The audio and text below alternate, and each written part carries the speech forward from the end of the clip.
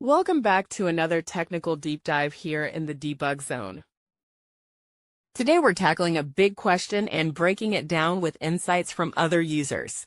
Hopefully this clears up some misconceptions and helps you get the answer you need. So buckle up, stay a little curious, and let's jump right in.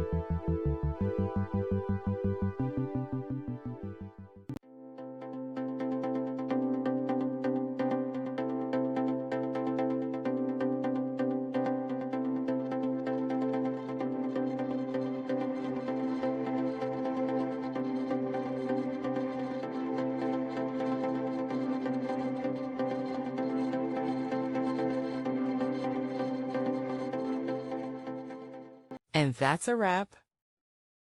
I hope you found the answer you were looking for. If you did, take a second to hit that subscribe button. It really helps out. And let me know in the comments which solution worked best for you. See you next time in the debug zone.